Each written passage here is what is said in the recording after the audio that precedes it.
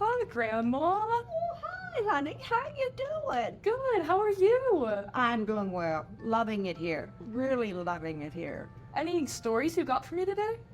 Well, with Halloween coming up, that reminded me of a story with my friend Angie. And she told me what had happened to her shortly after she moved into a brand new town. A friend asked her to run an errand, and she was glad to do it. The weather was good, so that made it nice. She was still on course when she was going, but she was getting a little concerned because things just didn't feel right. She thought she would be there already, and here she was, still driving along.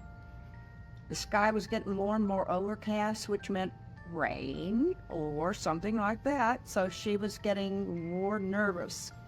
She started to talk out loud to herself just to have some voice in the car to listen to because she really was getting nervous. She said something like, "Oh, boy, is it going to rain?" And I wish I had more of that GPS so I could find my way for sure.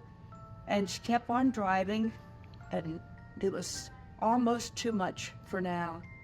So she thought something's wrong. One of the things Angie noticed was that the trees weren't around anymore. And as she looked off in the distance between bouts of fog, didn't seem to be any mountains either, which the directions to the place were close enough that she kept going, thinking, I'm going to meet someone soon.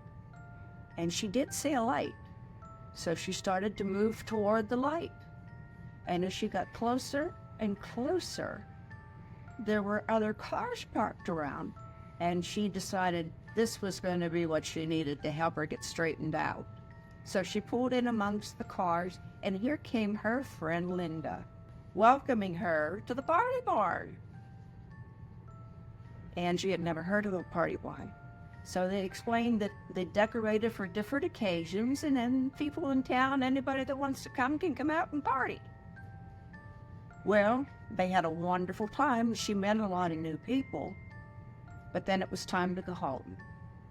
The next day, when my friend Angie was shopping, she saw Linda, and she apologized for not being able to take care of the errand like she said she would. And Linda said, no problem, you could do it anytime. And then she launched into praise for the party barn, and Linda had no idea what she was talking about. So they decided to drive out and take a look at the party barn. When they got out to where the party barn was, there was no barn.